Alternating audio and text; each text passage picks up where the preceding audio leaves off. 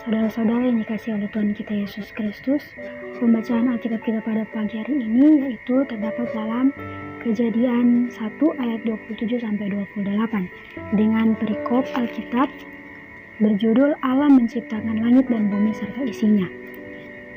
Maka Allah menciptakan manusia itu menurut gambarnya, menurut gambar Allah diciptakannya dia, laki-laki dan perempuan diciptakannya mereka. Allah memberkati mereka, lalu Allah berfirman kepada mereka, "Beranak cuculah dan bertambah banyak, penuhilah bumi dan taklukkanlah itu, berkuasalah atas ikan-ikan di laut dan burung-burung di udara, dan atas segala binatang yang merayap di bumi."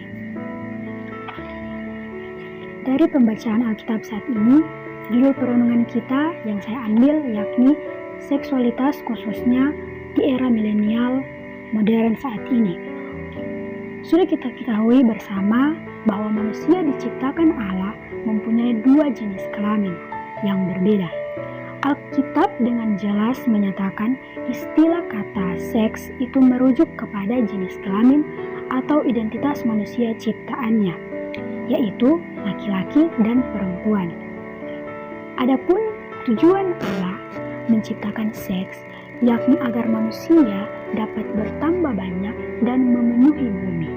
Seperti dalam ayat yang tadi kita baca, yaitu pada ayatnya yang ke-28. Beranak cuculah dan bertambah banyaklah.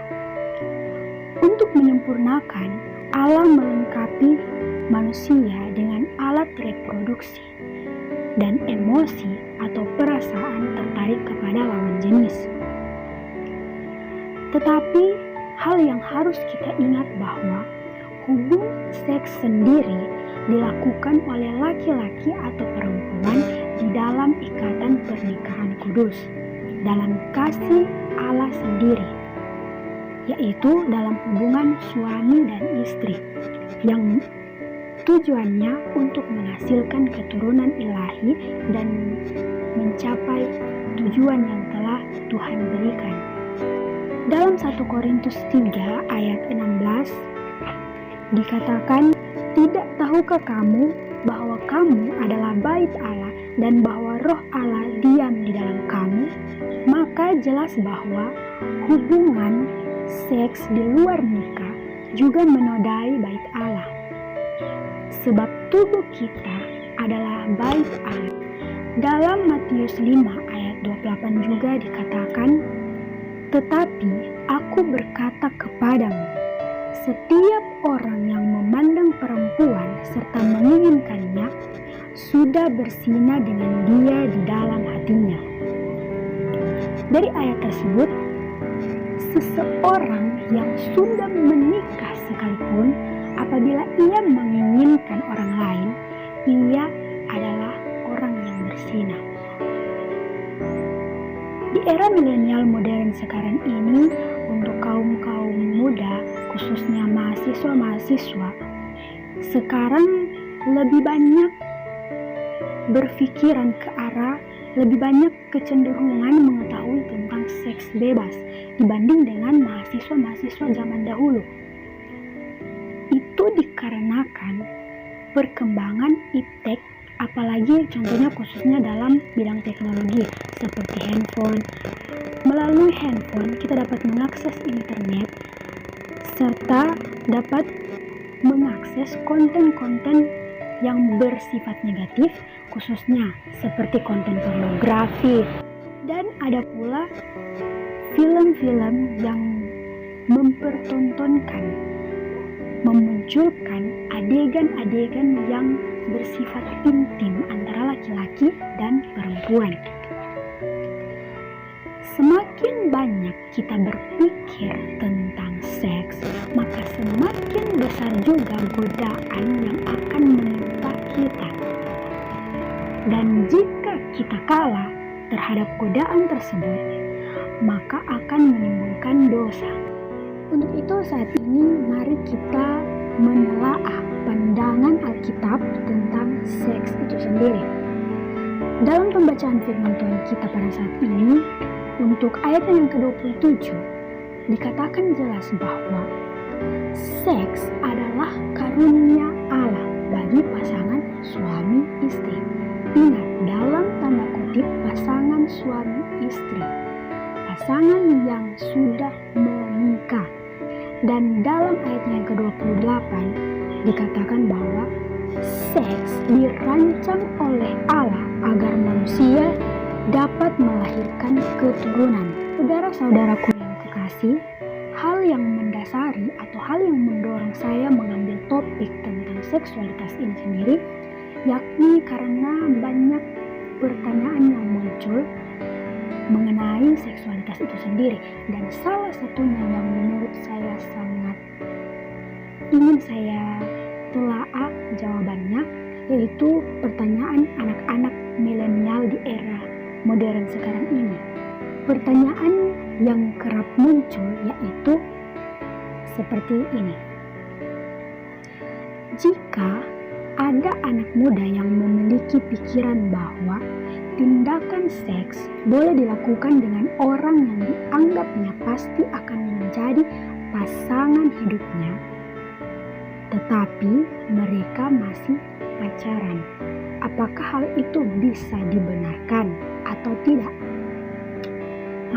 Jawaban sekarang, permasalahan ini banyak ditemukan dalam era kaum muda, kaum milenial, khususnya mahasiswa.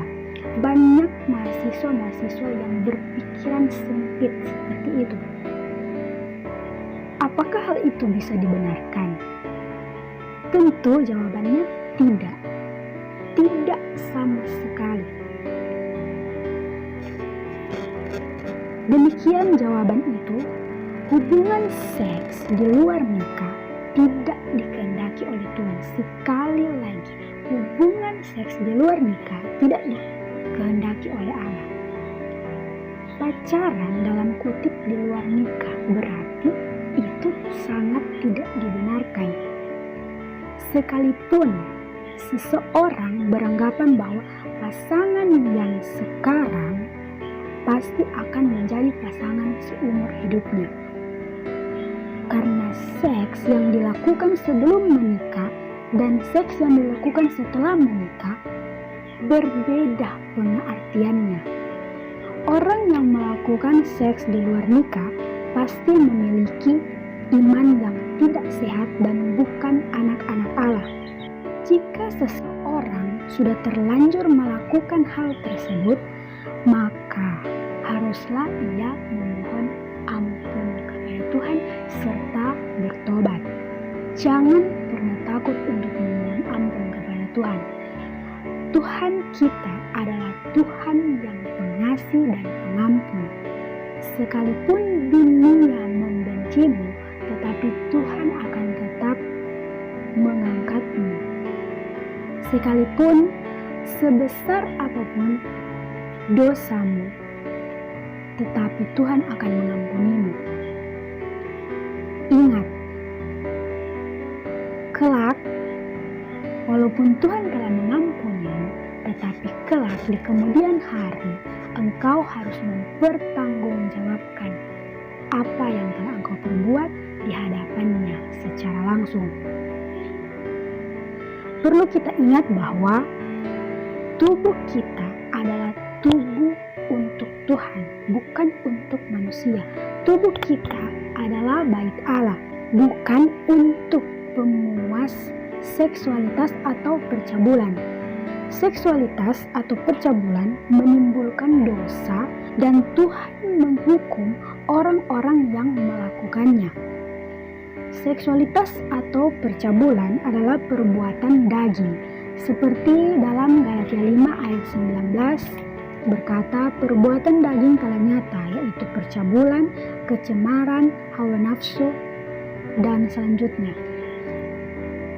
Telah diketahui bahwa percabulan atau seksualitas merupakan keinginan daging yang tidak dikehendaki oleh Allah, dan akibatnya akan membuat seseorang tidak mendapat bagian dalam kerajaan Allah.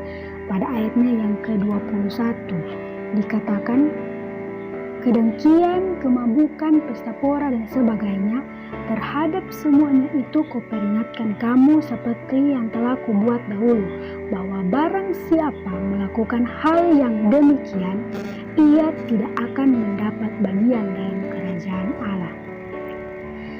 Jadi, orang-orang yang melakukan seksualitas atau percabulan tersebut tidak akan mendapat bagian dalam kerajaan Allah.